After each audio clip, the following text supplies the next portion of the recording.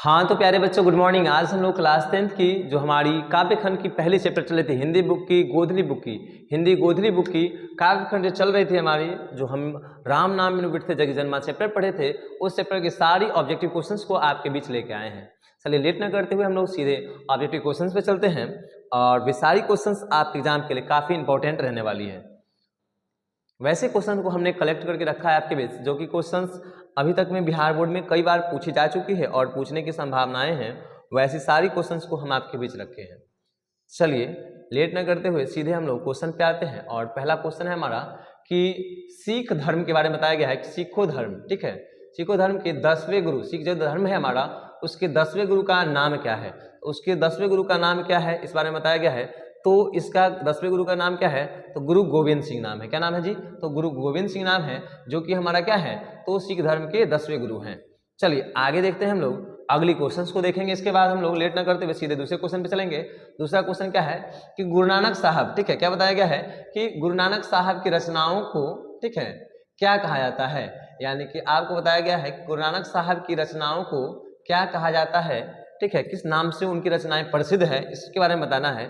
तो हम आपको बताए थे कि इनकी रचनाओं को अर्जुन देव के माध्यम से, किसके द्वारा, अर्जुन देव के माध्यम से 1604 ईस्वी को, कब कीजिए, तो 1604 ईस्वी को, ठीक है, इनकी रचनाओं को क्या किया गया था, तो गुरु जो सिख धर्म के 5वें गुरु अर्जुन देव थे, उनके माध्यम से इनकी रचनाओं का संग्रह किया गया था। और किस नाम से प्रसिद्ध हुआ था इनकी रचनाओं का संग्रह, तो गुरु ग्रंथ साहब के नाम से, गुरु ग्रंथ साहब के नाम से इनका जो है कि इनकी रचनाएं प्रसिद्ध हुई थी। चलिए आगे देखते हैं हम लोग कि आशा दीवार जो इनकी रचनाएं हैं, ठीक है, उसके बारे में बताया गया है कि किस कवि की रचना है। आशा दीवार किस कवि की रचना है, तो आपको हम बताए थे कि जपू जी, आशा दीवार, रहीरास, सोहिला, ये सारा किनकी रचना है, तो ये गुरु नानक की रचना है, जो कि ऑप्शन नंबर कौन सा हो जाएगा जी, तो ऑप्शन नंबर डी हो जाएगा हमारा। चलिए आगे देखते हैं हम लोग, लेट ना करते हुए अगले क्वेश्चन पे चलते हैं। अगला क्वेश्चन क्या है हमारा कि सिख धर्म के गुरु, हाँ, सिख धर्म के गुरु गुरु नानक का जन्म कब होता है। सिख धर्म के जो गुरु थे, ठीक है, सिख धर्म के जो गुरु थे गुरु नानक जी, उनका जन्म कहाँ पे होता है, तो इनका जन्म कहाँ पे होता है, इनके जन्म स्थान को हम लोग इसमें तो उनका जन्म हम लोग जानते हैं कि तालवंडी लाहौर में उनका जन्म हुआ था, लेकिन उनका जन्म को किस नाम से आता है, क्या कहा जाता है, तो हम लोग बताएंगे कि इनके जन्म स्थान को किस नाम से प्रसिद्ध है, तो नानकाना साहब के नाम से इनका जन्म स्थान प्रसिद्ध है। चलिए आगे देखते हैं हम लोग, तो जन्म स्थान में कोई भी दे सकता है, या तो नाम प्रसिद्ध वाला नाम दे सकता है या फिर जन्म वाला दे सकता है, तो दोनों में आप डाउट में नहीं होइएगा, दोनों में से कोई भी नाम दे आप लोग टिक जरूर कीजिएगा। आप लोग पढ़े हैं, इससे पहले वाली वीडियो में हमने आपको अच्छे ढंग से पूरी चैप्टर को बताया था। चलिए अब देखेंगे किस कवि द्वारा रहीरास लिखा गया है। रहीरास हम तो आपको बताया था ना, जपू जी, रहीरास, सोहिला, आशा दीवार, ये सारी किनकी रचना है, तो किस कवि की रचना है, तो आपको बताए थे हम गुरु नानक जी की रचना है। तो ऑप्शन कहाँ पे गुरु नानक जी आपको दिख रहा है, रहीरास किनकी रचना है, क्या बताएंगे, तो गुरु नानक जी की रचना है, जो कि ऑप्शन नंबर कौन सा है हमारा, तो ऑप्शन नंबर ए हो जाएगा हमारा। चलिए जी लेट ना करते हुए आगे चलेंगे हम लोग, अगले क्वेश्चन को देखेंगे।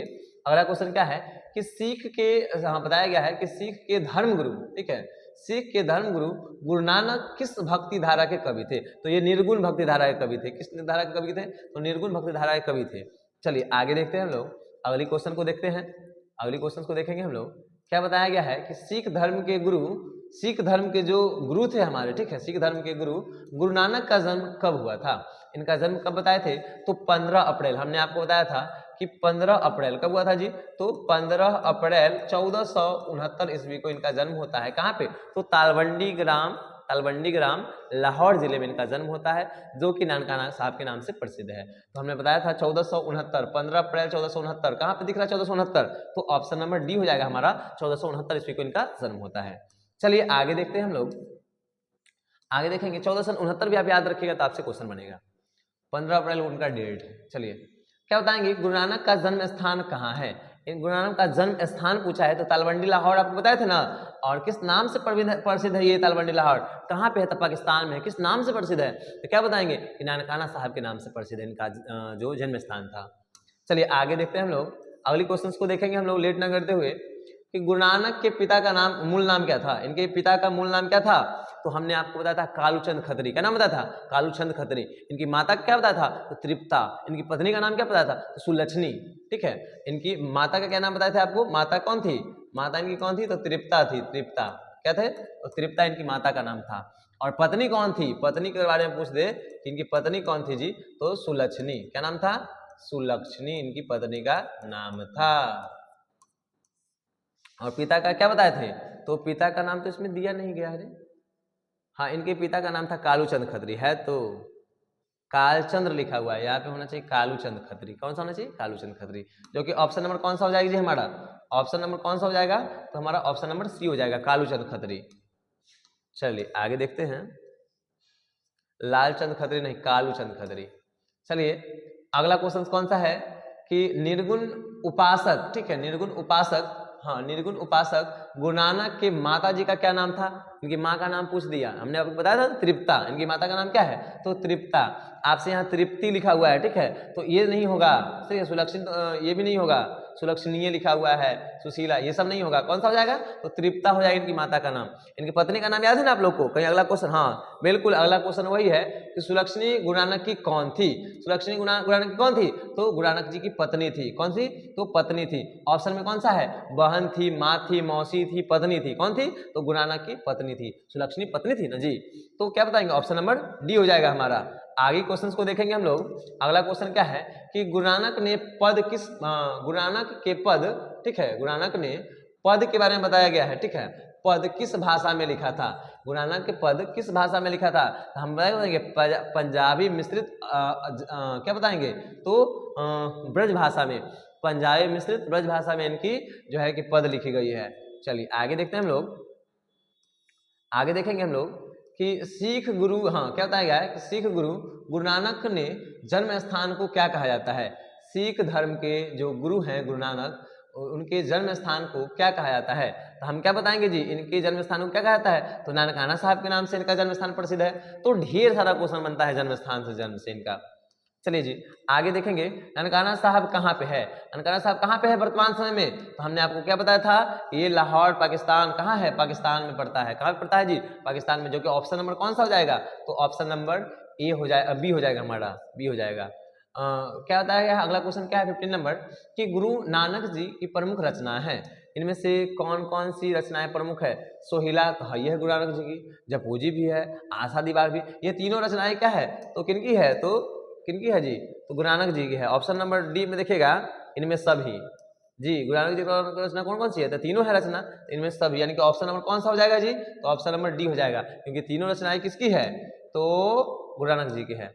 अगला क्वेश्चन देखिएगा कि गुरु नानक ने अपनी कविताओं को, ठीक है, कविताओं में किनके सम्मान दिया है? ठीक है, गुरु नानक ने अपनी कविताओं में किनको सम्मान दिया है? तो स्त्रियों को सम्मान दिया है। किनको सम्मान दिया है? इनकी ढेर सारी कविताओं को आप पढ़िएगा तो स्त्री को, ठीक है, इनकी जो कविताएं हैं, जो स्त्री को ये क्या किए हैं? तो कविताओं में सम्मान दिए हैं।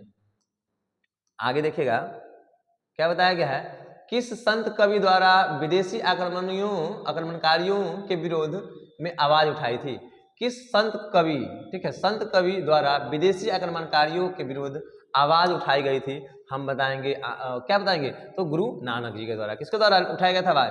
तो गुरु नानक जी के द्वारा उठाया गया था। अगला क्वेश्चन है कि जो नर दुख में दुख नहीं माने, यह पंक्ति किसके द्वारा लिखित है? ठीक है, जो नर दुख में दुख नहीं माने, यह जो पंक्ति है हमारा, जो नर दुख में दुख नहीं माने, यह जो पंक्ति हमारा किसके द्वारा लिखी गई है? तो क्या बताएंगे यह किसके द्वारा लिखा गई है? तो ये तो बताएंगे जो नर दुख में दुख, लेखक कौन है? तो गुरु नानक, कवि कौन है? तो गुरु नानक जी हैं। तो इसी बात को बताएंगे। ऑप्शन नंबर कौन सा हो जाएगा? तो बी हो जाएगा। अगली क्वेश्चन को देखेंगे कि गुरु नानक जी का वाणी कौन से कवि के वाणी से मिलती है? गुरु नानक जी की वाणी कौन से कवि की वाणी से मिलती है? तो क्या बताएंगे हम लोग? कबीर दास की वाणी से इनकी मिलती है। किससे मिलती है? तो कबीर दास की वाणी से इनकी मिलती है। चलिए आगे देखेंगे हम लोग। ये क्वेश्चन है हमारा कि गुरु नानक जी की मृत्यु किस वर्ष हुई? गुरु नानक जी की मृत्यु किस वर्ष होती है? तो क्या बताएंगे आपको कि इनकी मृत्यु कब होती है? तो 1539 ईस्वी को इनकी मृत्यु होती है।